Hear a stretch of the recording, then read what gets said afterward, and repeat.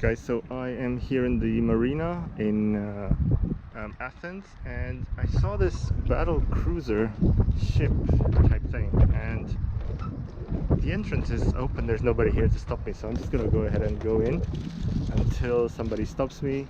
If not, then let's go visit this nice little warship. Let's check it out.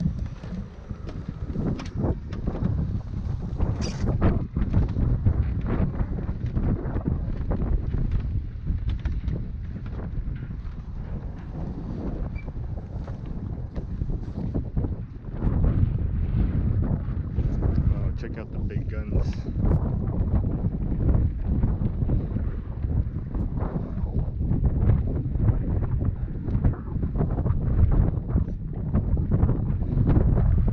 This says something we don't understand. It's okay. Whoa, gigantic. Imagine these two firing at once. It's insane.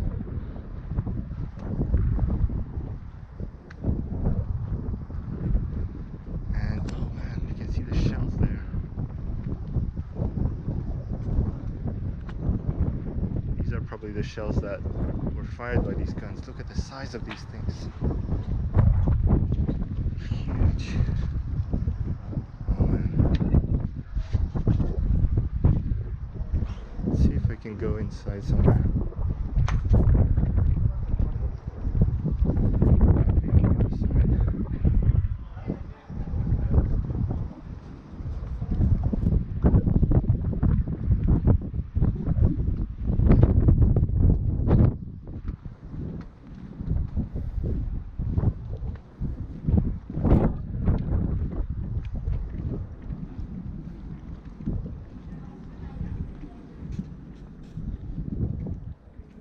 This is just a little chapel.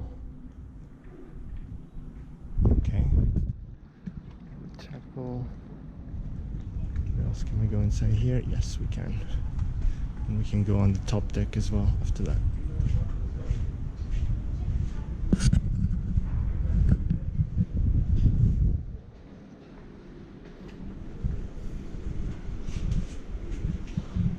It must be the kitchen. Tiny little kitchen for however many hundreds of people used to live on this ship.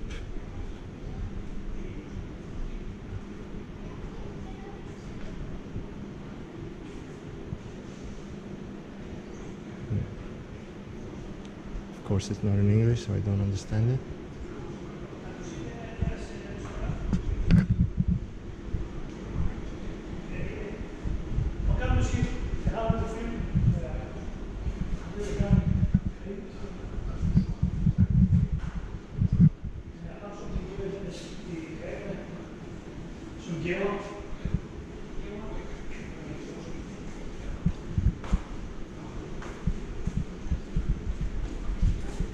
That is the bakery, apparently.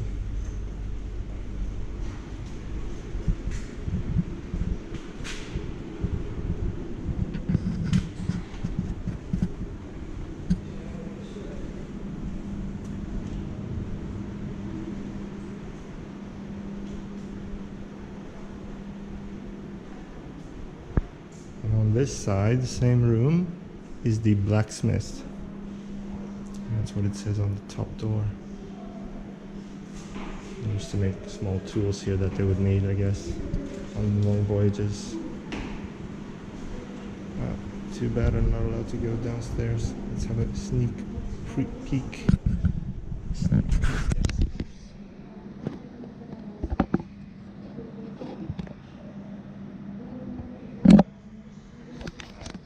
So let's find a way to go to the top deck. Oh, what's this? Alright, that's the kitchen here as well. Okay, top deck. Let's see what we have.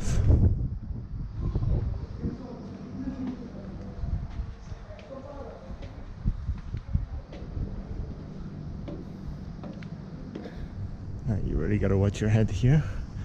But this is the top deck.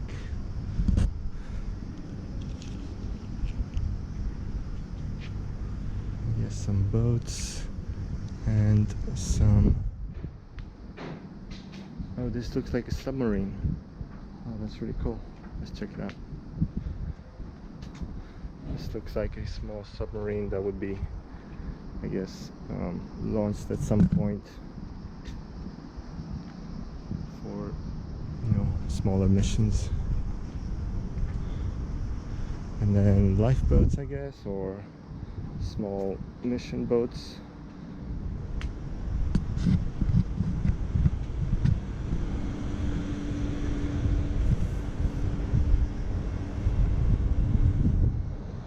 Huge firepower. Look at this. This is the gun engine room, and those are the two guns. So they have two guns here at the back, another two on the other side, two big ones at the front, another four to the side.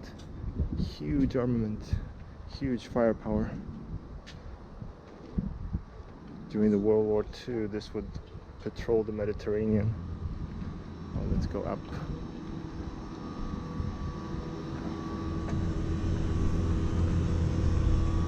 No, can't go up further than this.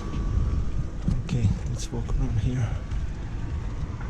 This, I guess, would be the captain's quarters, navigation room. Okay. Yep, you can see the equipment that they had here, and then two big guns at the back.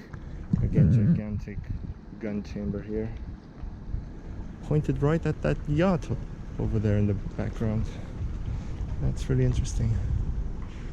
This ship could sink pretty much any other ship that was in this marina, in this port.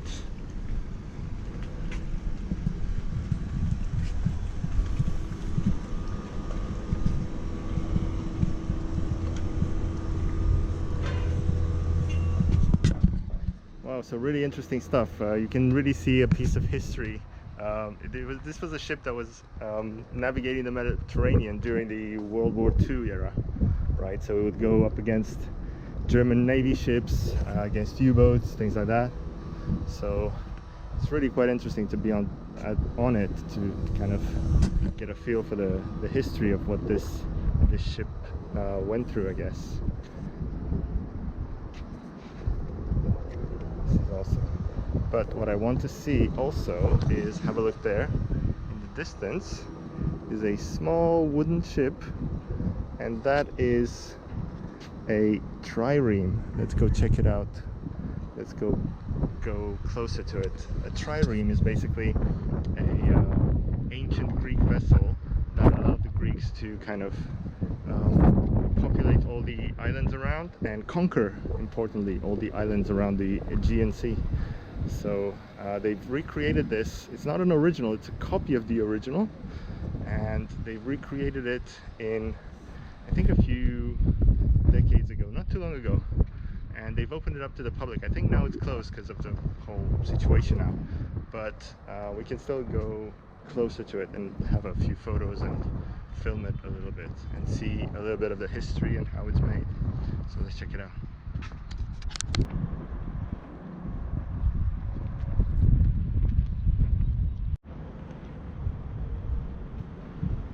Alright, so as I expected, it's all closed off. You cannot go inside, you cannot walk on it.